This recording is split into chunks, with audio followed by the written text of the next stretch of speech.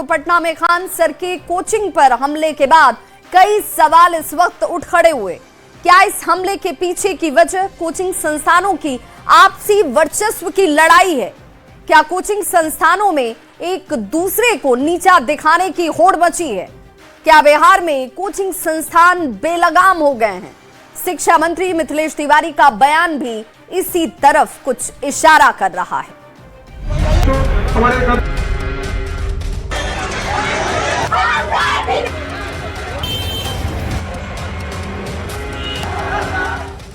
को दे दिया गया है, चिन्हित कर लिया गया, गार्ड भी पहचान गया वहाँ पे बगल की कोचिंग में। कोई भी गोली नहीं चला है, लेकिन फिर भी कहा जा रहा है गोली चला है। जिस प्रकार से प्रतिस्पर्धा है आपस में और एक दूसरे को नीचा दिखाने की कोशिश है। खान सर का जीएस ग्लोबल स्टडीज कोचिंग, एक ऐसा नाम जिसे हर कोई जानता है। खान सर और उनकी कोचिंग का डंका हर कहीं बजता है। स्टूडेंट खान सर के दीवाने हैं, लेकिन खान सर के इसी कोचिंग संस्थान में तोड़फोड़ और हमले की तस्वीरों ने सबको डरा दिया। इस घटना ने सबको चौंका दिया, लेकिन अब इस हमले और तोड़फोड़ की परतें खुलती जा रही हैं। क्या इस हमले के पीछे दो कोचिंग संस्थान के वर्चस्व की लड़ाई है? ये सवाल इसलिए उठ रहा है क्योंकि पुलिस ने इस मामले में ज्ञान बिंदु कोचिंग के डायरेक्टर रोशन आनंद के साथ उनके दो सहयोगी अभिषेक और गौरव को गिरफ्तार किया है। तो शिक्षा मंत्री मिथिलेश तिवारी भी इसी की तरफ इशारा कर रहे हैं। शिक्षा मंत्री का कहना है कि कोचिंग संचालकों में आपसी प्रतिस्पर्धा है, एक दूसरे को नीचा दिखाने की होड़ है और ऐसे में इस पूरे मामले की जांच कराई जाएगी। जो दोषी होंगे उन पर सख्त कार्रवाई होगी। राज्य सरकार जल्द ही कोचिंग संस्थानों के लिए नई नीति और मॉडल कोड ऑफ कंडक्ट लागू करने जा रही है। देखिए, ये दुखद है और जिस प्रकार से प्रतिस्पर्धा है आपस में और एक दूसरे को नीचा दिखाने की कोशिश है। जैसे कोई रिजल्ट आता है तो मैं देखता हूं कि होड़ मच जाती है कि हमारा स्टूडेंट है, हमारा स्टूडेंट। अरे ओवरऑल तो बिहार का स्टूडेंट है। तो इस नाते कुछ कोचिंग के लिए एक नई नीति बनाएंगे, अगले 3 महीने में नीति बना करके, और इन सब लोगों को उसके दायरे में लाएंगे ताकि ये सब घटनाएं न हो। और आज हम डीजीपी से बात करेंगे, इसकी पूरी जांच कराएंगे, जो दोषी होगा उस पर कार्रवाई करेंगे। इनके लिए एक मॉडल कोड ऑफ कंडक्ट बनाएंगे कि कोचिंग को क्या करना और क्या नहीं करना। कोचिंग संस्थान को, मुझे ये पता है कि कई शिक्षक हैं जो स्कूल में समय देते नहीं है और आके कोचिंग चला रहे हैं। सब इन सबको इस दायरे में लाएंगे। पटना के मछुआ टोली में खान सर के कोचिंग सेंटर में हुई तोड़फोड़ के मामले में पुलिस ने बड़ी कार्रवाई करते हुए 3 लोगों को गिरफ्तार किया है। गिरफ्तार किए गए लोगों में ज्ञान बिंदु कोचिंग के डायरेक्टर रोशन आनंद के साथ उनके 2 सहयोगी अभिषेक और गौरव शामिल हैं। खान सर के मैनेजर के लिखित आवेदन पर ये एक्शन लिया गया, लेकिन ज्ञान बिंदु के डायरेक्टर ने इस पूरे मामले में साजिश का आरोप लगाया है। रोशन आनंद का कहना है कि ज्ञान बिंदु को बर्बाद करने की कोशिश की जा रही है। हमारे और रिजल्ट को लेकर के ज्ञान बिंदु को बर्बाद करने की कौन साजिश कर रहा है? कोई भी गोली नहीं चला है, लेकिन फिर भी कहा जा रहा है गोली चला है। खान सर के कोचिंग सेंटर में तोड़फोड़ और हमले के बाद कोचिंग संस्थानों के बीच बढ़ती प्रतिस्पर्धा को लेकर भी अब सवाल उठने लगे हैं। पटना का कदम कुआं इलाका बिहार के सबसे बड़े कोचिंग केंद्रों में गिना जाता है। इनमें खान ग्लोबल स्टडीज, ज्ञान बिंदु कोचिंग प्रमुख नाम हैं। तो क्या ये पूरी घटना के पीछे कोचिंग संस्थानों की प्रतिस्पर्धा की लड़ाई है? न्यूज़ 18 के लिए पटना से शैलेंद्र कुमार के साथ अमित कुमार की रिपोर्ट। तो पटना के मुसल्लहपुर हाट स्थित खान सर के कोचिंग संस्थान पर 2 जून की रात हुए हमले ने कोचिंग इंडस्ट्री में हलचल मचा दी। खान सर ने फायरिंग, तोड़फोड़ और धमकी का आरोप लगाया, जबकि पुलिस ने इसे मारपीट और तोड़फोड़ का मामला बताया। आइए जानते हैं कि 2 जून की रात से लेकर अब तक की पूरी टाइमलाइन।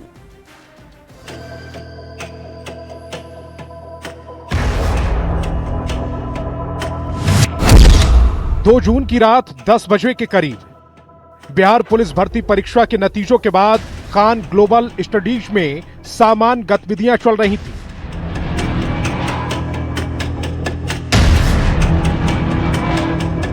खान सर के मुताबिक किसी दौरान कुछ लोग संस्थान के बाहर पहुंचे, सुरक्षा गार्ड को बाहर आने को कहा, उसे जबरदस्ती बाहर ले गए और उसके साथ मारपीट की।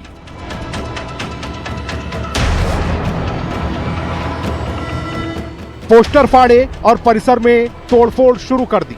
खान सर ने आरोप लगाया है कि हमलावरों ने फायरिंग भी की।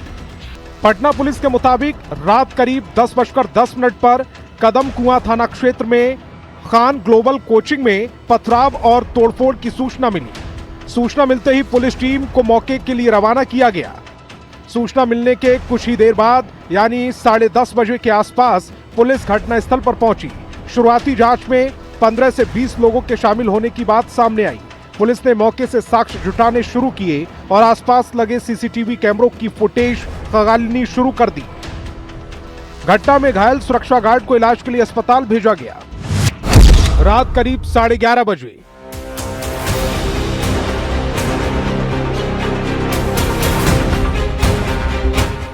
रिपोर्ट्स के मुताबिक घटना की सूचना मिलने के बाद खान सर खुद भी रात करीब 11:30 बजे संस्थान पहुंचे। उन्होंने मीडिया से बातचीत में आरोप लगाया कि कम फीस में शिक्षा देने और लगातार अच्छे परिणाम आने की वजह से कुछ प्रतिद्वंदी संस्थान उनके खिलाफ साजिश कर रहे हैं।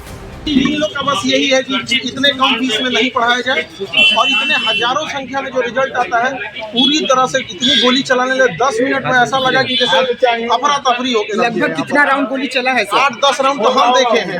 8-10 राउंड हम देखे हैं, हमें क्या पता। रात 1 बजे खान सर ने बयान दिया। फायरिंग के दावे से पीछे हटे। कहा कि अफरा तफरी में गार्ड की जानकारी के आधार पर कहा गया था। एफआईआर में भी फायरिंग का जिक्र नहीं। जून सुबह घटना की खबर फैलते ही बड़ी संख्या में छात्र संस्थान के बाहर जमा हो गए। छात्रों ने विरोध प्रदर्शन किया और दोषियों की गिरफ्तारी की मांग उठाई। हालात को देखते हुए इलाके में अतिरिक्त पुलिस बल की तैनाती कर दी। पुलिस की प्रारंभिक जांच और सीसीटीवी फुटेज में कुछ संदिग्धों की पहचान होने का दावा किया गया।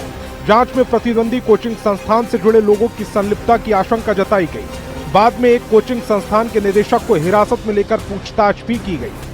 इस संबंध में कदम कुआं में प्राथमिकी दर्ज करते हुए अग्रिम कार्रवाई करते हुए जो पूरे घटनाक्रम को करवाने का आरोप जिन पर है ज्ञान बिंदु कोचिंग के रोशन आनंद डायरेक्टर उनको और इस तोड़फोड़ में शामिल जो 2 लोग पहचान किए गए अभिषेक और गौरव उनको गिरफ्तार किया गया और उन्हें अभी न्यायिक हिरासत। हालांकि मामले में पुलिस की कार्रवाई को देखकर खान सर भी पटना पुलिस के मुरीद हो गए। उन्होंने सम्राट सरकार और कानून व्यवस्था की जमकर तारीफ की। पूरा पुलिस मतलब जिस तरह से जितना त्वरित एक्शन लिया है 10 out of 10। क्या बात है, तब तो आप कम से कम आप सेटिस्फाई हैं कम से कम। अरे हमने इसको पब्लिकली बोला है भाई, हम अपने जीवन में कभी हम ऐसा थोड़े कि हमारे पे पहली बार एफआईआर करने जा रहे हैं। 5-5, 10-10 गो है। पहली बार थोड़े हमारे पे बम चला, 5 साल पहले वो चला था तो उस समय तो आचार संहिता लगा हुआ था। अच्छा, तो उस समय उतना एक्शन तेजी में नहीं हो पाया होगा।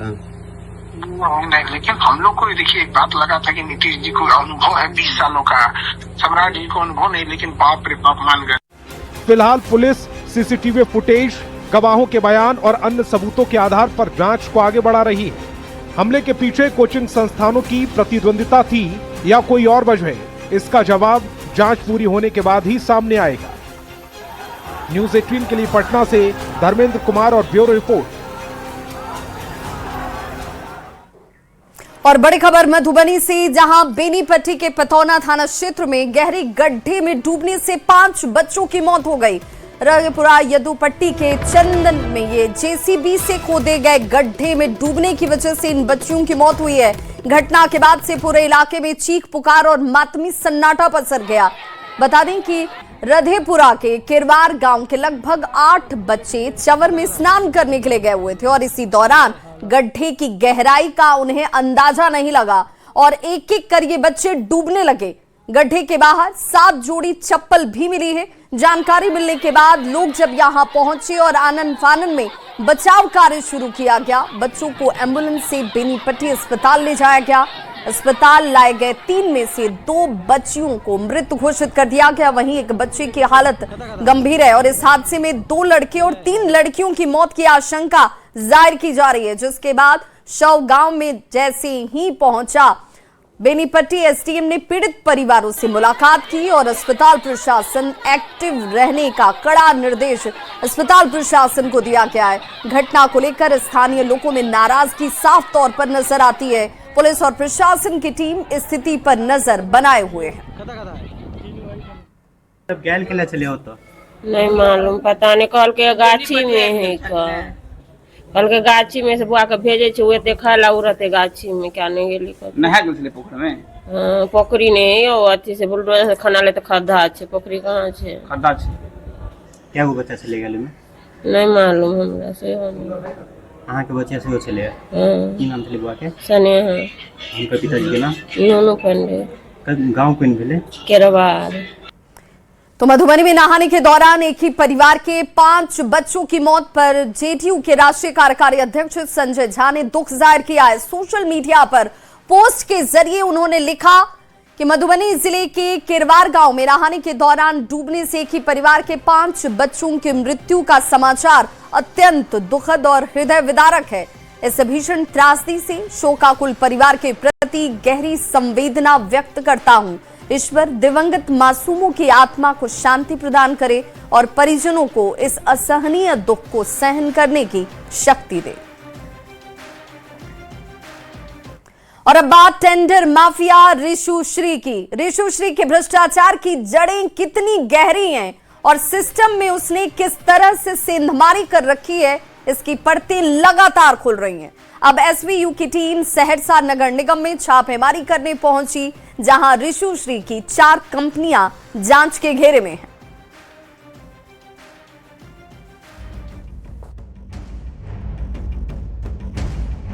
ये वही चेहरा है जो दलाली और घुसखोरी का मास्टरमाइंड है। ऋषु श्री के भ्रष्टाचार का नेटवर्क कितना गहरा है, कितने अधिकारी और इंजीनियर उसके नेटवर्क में शामिल हैं, जांच एजेंसियों के लिए ये पता लगाना बड़ा टास्क है। जांच एजेंसियां अब हर कड़ी को जोड़ने में जुटी हैं। हर दिन नए खुलासे इस मामले को और गंभीर बना रहे हैं। टेंडर माफिया ऋषु श्री से जुड़े मामले की जांच एसवीयू ने अब तेज कर दी है। एसवीयू की टीम ने सहरसा नगर निगम कार्यालय में जाकर ऋषु श्री की कंपनी के दस्तावेजों की जांच की। एसवीयू की टीम ने सहरसा नगर निगम में 2023-24 के टेंडर दस्तावेजों की जांच की है। टीम ने हाई मास्ट लाइट और डस्टबिन खरीद की पड़ताल की। एसवीयू के सूत्रों के अनुसार पेंथर यूनिट इंफ्रास्ट्रक्चर कंपनी को 14 करोड़ 21 लाख की हाई मास्ट लाइट की सप्लाई का काम मिला था। नगर निगम ने 125 high mast light, 200 tricycle, 330 litre क्षमता वाले डस्टबिन और वेस्ट कंटेनर सहित अन्य सामानों की खरीद की थी। अब 14.21 करोड़ के हाई मास्ट टेंडर पर सवाल खड़े हो रहे हैं। ऋषु श्री से जुड़ी 4 कंपनियां जांच के दायरे में हैं। एसवीयू की टीम कैश बुक और भुगतान अभिलेख साथ लेकर गई है। लाइट जो है 20 ट्राईसाइकिल, 330 लीटर क्षमता वाले डस्टबिन और वेस्ट कंटेनर सहित अन्य सामानों की खरीदारी की गई थी।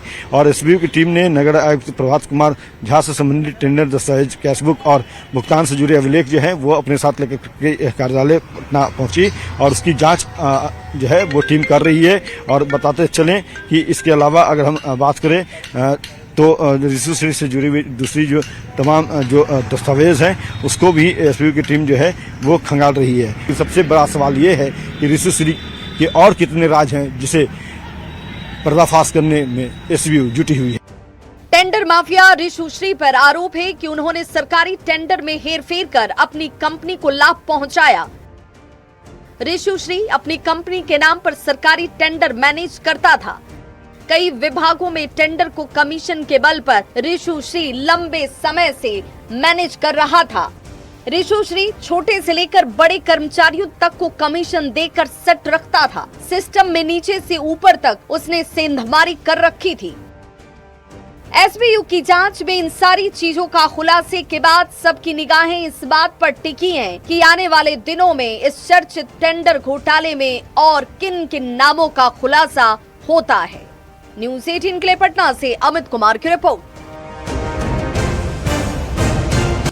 और खाकी को शर्मसार करने वाली 2 तस्वीरें सामने आई। पहली तस्वीर नवादा से, जहां चौराहे पर ट्रैफिक पुलिस एक युवक पर जानवरों की तरह लात घूसे बरसाती नजर आई।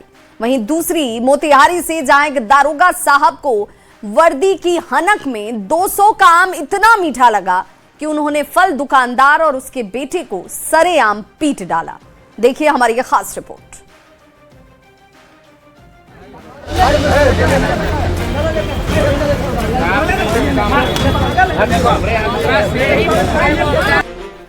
इन तस्वीरों को गौर से देखिए। ये नवादा जिला है और जगह है शहर का व्यस्त प्रजातंत्र चौक। लेकिन इस प्रजातंत्र चौक पर पुलिस ने लोकतंत्र और इंसानियत दोनों का मजाक बनाकर रख दिया।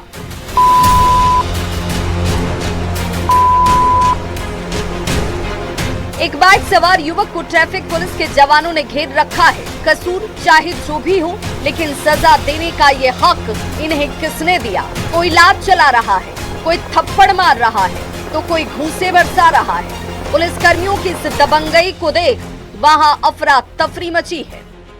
लेकिन कहते हैं कि जब पाप का घड़ा भरता है तो जनता का सब्र भी टूट जाता है। सरेआम पुलिस की इस गुंडागर्दी को देख वहां मौजूद सैकड़ों लोग भड़क गए।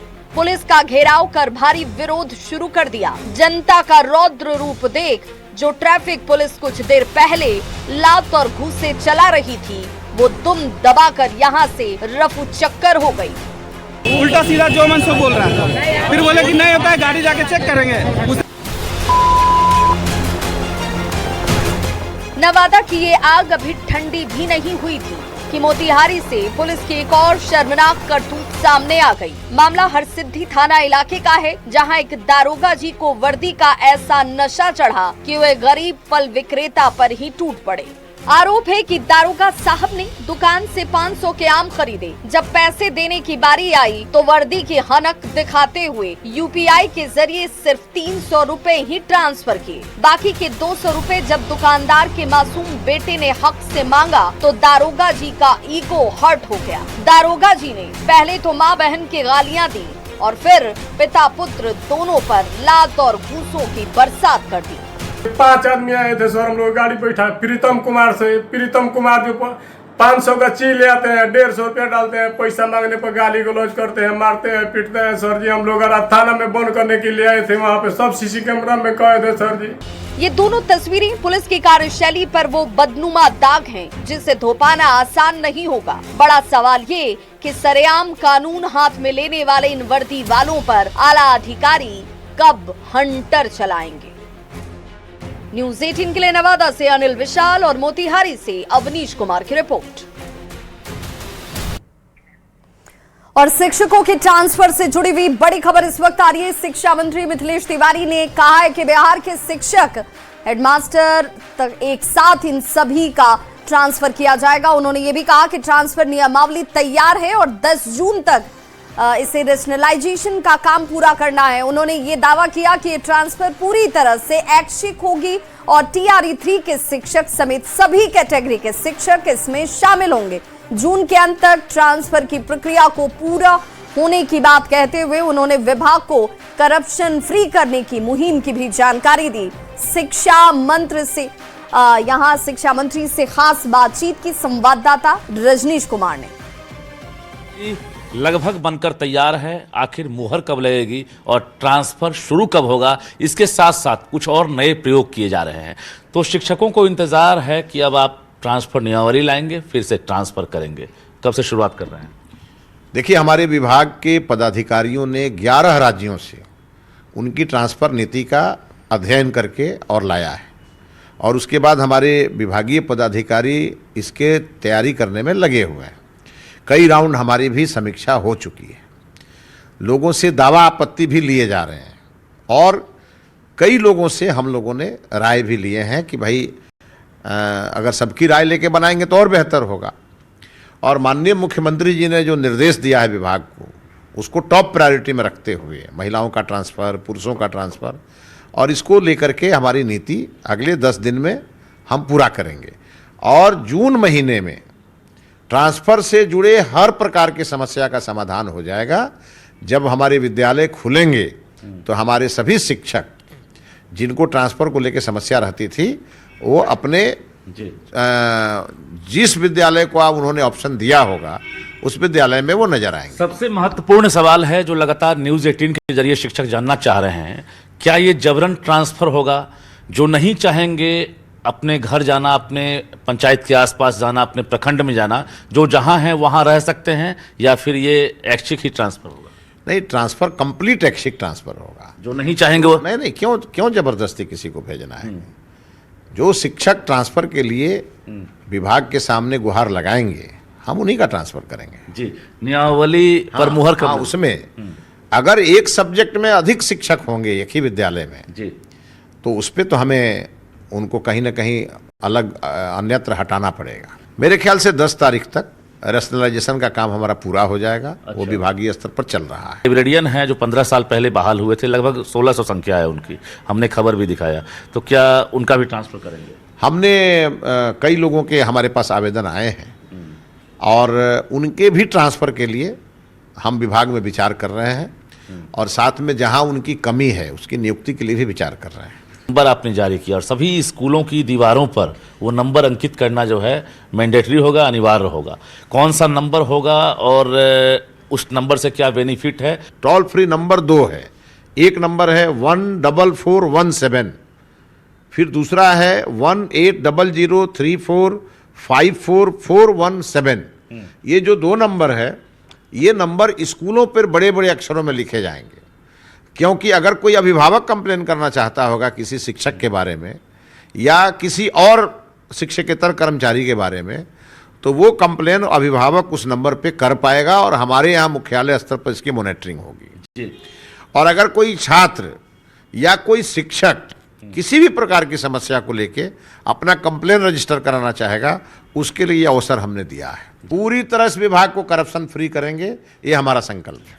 बहुत बहुत धन्यवाद। तो हमारे साथ शिक्षा मंत्री मिथिलेश तिवारी थे। इन्होंने साफ तौर से कहा है कि शिक्षा विभाग को करप्शन फ्री विभाग बनाना है, इसको लेकर मुहिम जारी है और ऐसे में इन्होंने नंबर भी जारी कर दिया है। कैमरामैन संत के साथ रजनीश कुमार, न्यूज 18 पटना। और नवादा से इस बीच बड़ी खबर, जहां मिसकौर ब्लॉक ऑफिस में बड़ी कार्रवाई की गई है। घुसखोर आवास सहायक को गिरफ्तार किया गया। 10,000 रुपए रिश्वत लेते हुए रंगे हाथों गिरफ्तारी की गई है। पीएम आवास योजना में ये शख्स घूस ले रहा था। शिकायत के बाद निगरानी की तरफ से ये एक्शन लिया गया। गिरफ्तारी के बाद अब इस शख्स को टीम अपने साथ पटना लेकर रवाना हुई। नवादा जिले में मिसकौर प्रखंड है, उसके एक आवास सहायक है, नाम का वीरू कुमार चौधरी है। उनको 10,000 रुपये रिश्वत लेते हुए गिरफ्तार किया गया है। मामला ये है कि 12 मई को धनंजय कुमार, जो कि पवई मिसकौर के ही निवासी है, उन्होंने आवेदन दिया था कि इनके परिजन के नाम पर आवंटित इंदिरा आवास के तृतीय किस्त के लिए अभियुक्त श्री वीरू कुमार द्वारा 10,000 रुपये रिश्वत की मांग की जा रही थी। और गया जी से बड़ी खबर आ रही है, जहां शेरघाटी में पैक्स चुनाव में हिंसक झड़प देखने को मिली। चिताकबला पंचायत में चुनाव हो रहा था और इसी दौरान ये हिंसा देखने को मिली है। मारपीट की घटना में 3 लोग घायल बताए जा रहे हैं। हेराफेरी के आरोप में ये 2 पक्षों के लोग आपस में ही भिड़ते हुए नजर आए। पुलिस प्रशासन ने हालांकि हालात को काबू में लाया। पूरे मामले की जांच में इस वक्त पुलिस टीम जुटी हुई है। अगली खबर रोहतास से, जहां नोखा से धोखाधड़ी का एक बड़ा मामला सामने आया। जहां प्रोटॉन कैपिटल प्राइवेट लिमिटेड नाम की एक निजी फाइनेंस कंपनी सैकड़ों महिलाओं से लाखों रुपए ठग कर रातों रात फरार हो गई। ये कंपनी पिछले कई महीनों से मुख्य रूप से स्वयं सहायता समूह की महिलाओं को सिलाई मशीन, पंखा, मिक्सर और हीटर जैसे सामान देने का लालच देकर किश्तों में पैसे वसूल रही थी। महिलाओं को ये भी झांसा दिया गया कि किस्त पूरी होने पर उन्हें सामान मिलेगा और 2 किस्तें माफ कर दी जाएंगी। साथ ही उनके खाते में लोन भी हासिल होगा। लगल हो हम समूह देतनी 60,000 नया बस करतनी आ जौन लागी तो हमरा के पैसा कैसे दे सामान। अच्छा, ये कुल बताओ तो हम अपन कंपनी के आदमी जुटा के हम भर देनी, फार्म भरवा देनी तो कनी ओटी पास हो जाई तो हाँ ओटी वाला के पास हो जाई, 2 महीना फ्री होई। मधेपुरा में अपराधियों ने एक बार फिर साबित कर दिया कि उनमें पुलिस का खौफ नहीं है। जहां बदमाशों ने दिन दहाड़े एक कार का शीशा तोड़कर 8.5 लाख रुपए से भरा हुआ बैग उड़ा लिया। पीड़ित मक्का व्यवसायी धवेंद्र कुमार और मिथिलेश कुमार ने बताया कि उन्होंने बैंक से 8.5 लाख रुपए की निकासी की थी। दोनों अपने अपने गांव लौट रहे थे। बैंक से रुपए निकालने के बाद वो होटल में खाना खाने के लिए रुके और इसी दौरान पहले से रेकी कर रहे अपराधियों ने इस वारदात को अंजाम दिया। पुलिस इस मामले की जांच में जुटी है, लेकिन शहर के बीचों बीच हुई इस वारदात ने पुलिस की गश्ती व्यवस्था और सुरक्षा के दावों पर सवाल तो जरूर खड़े कर दिए। 5 मिनट हुआ होगा, वहाँ से बस खाना खा के आए तो देखे शीशा तोड़ा हुआ है, पैसा निकाला हुआ। कहाँ से निकाले थे पैसा? हम लोग HDFC बैंक से निकाले थे पैसा। कितना पैसा? 5.5 लाख मेरा था, 3.5 लाख इसका था, 8.5 लाख रुपया था। क्या करते हैं आप लोग? हम लोग व्यापारी हैं, खरीद मोतीबाड़ी जाते हैं। क्या खरीद बिक्री करते हैं आप लोग? मकई व्यापारी हैं आप लोग। क्या बजे की घटना है? 5 बजे। गाड़ी लायक कहाँ गए थे? दिल्ली के मालवीय नगर में बुधवार सुबह फ्लोरिस स्टे होटल में आग लगने से 21 लोगों की मौत हो गई। मरने वालों में सेंट्रल एशिया और अफ्रीकी देशों के नागरिक शामिल थे। पटना में भी 2 साल पहले ऐसी घटना देखने को मिली, जहां रेस्टोरेंट में आग लगने से होटल में रह रहे कई लोगों की जान चली गई थी। अब भी पटना में कई ऐसे होटल हैं जिनका संचालन नियमों की अनदेखी के साथ हो रहा है। अधिक जानकारी दे रहे संवाददाता विनीता मिश्रा। गर्मी के दिनों में आग लगने की घटना आम हो जाती है। दिल्ली में एक होटल में आग लगी जिसमें कई लोगों की जान चली गई। पटना में भी 2 साल पहले एक ऐसी ही घटना देखने को मिली, जहां पटना जंक्शन के पास एक होटल में आग लगी, कई लोगों की जान चली गई। ऐसे में पटना में कई होटल ऐसे चल रहे हैं जहां नीचे रेस्टोरेंट है और होटल मानव जो होने चाहिए उसकी अनदेखी की जा रही है, यानी वेंटिलेशन सही से नहीं है और ऐसे में आग लगने की जो घटना है वो आम हो जाती है। ये पटना के आपको VIP जगहों के होटल दिखाते हैं जहां एक साथ आपको कई होटल मिल जाएंगे, लेकिन इन होटलों में नीचे रेस्टोरेंट तो ज़रूर हैं, ऊपर कई ऐसे जगह हैं जहां पर हॉस्टल का संचालन भी हो रहा है। नीचे रेस्टोरेंट है, ऊपर हॉस्टल भी है, होटल भी है और ऐसे में जो घटनाएं हैं वो घटती है, आग लगती है और रास्ते संकीर्ण होने की वजह से जो दमकल की गाड़ियां हैं वो भी मौके पर नहीं पहुंच पाती, जिससे कई लोगों की जान चली जाती है। पटना में आप पटना जंक्शन की बात कर ले या फिर कई ऐसे इलाके हैं जहां पर बहुत लोगों का आना जाना होता है, वो लोग नहीं समझ पाते, जो लोग आते हैं कि ये होटल क्या सही है, मानकों को पूरा कर रहा है, और ऐसे में जब वो वहाँ रुकते हैं, आग लगने की घटना घटती है तो कई लोगों की जान चली जाती है। पटना में भी ऐसी घटना कई बार देखने को मिली है और दिल्ली में एक बार फिर से ऐसी घटना घटी है जहां कई लोगों की जान आग लगने की घटना से चली गई। नीचे रेस्टोरेंट में आग लगी और ऊपर कमरों तक वो आग की लपटें पहुंच गई। पटना में भी इसी तरीके की जो घटना है वो घटी थी और अभी भी पटना में कई ऐसे होटल का संचालन है जहाँ पर आग लगने की घटना अगर घटती है तो कई लोगों की जान चली जाएगी, क्योंकि वो लोग जो मानक जरूरी हैं उनका पालन नहीं करते हैं। विनीता मिश्रा, न्यूज़ 18 पटना। पूर्व मुख्यमंत्री और राज्यसभा सांसद नीतीश कुमार बाढ़ अनुमंडल के बेलछी प्रखंड पहुंचे। नीतीश कुमार चौधराइन चक गांव में जेटीयू किसान और सहकारिता प्रकोष्ठ के प्रदेश अध्यक्ष मनोज कुमार के पिता के श्राद्ध कर्म में शामिल हुए। इस मौके पर बाढ़ के पूर्व विधायक ज्ञानेंद्र सिंह ज्ञानू और पटना जिला के कई अधिकारी भी मौजूद रहे। सुरक्षा व्यवस्था को देखते हुए कई जगहों पर पुलिस बल की तैनाती दिखी। नीतीश कुमार ने मनोज कुमार के दिवंगत पिता की तस्वीर पर पुष्प अर्पित किए, श्रद्धांजलि दी। उनके बाद वहां मौजूद जनता का अभिवादन भी उन्होंने स्वीकार किया।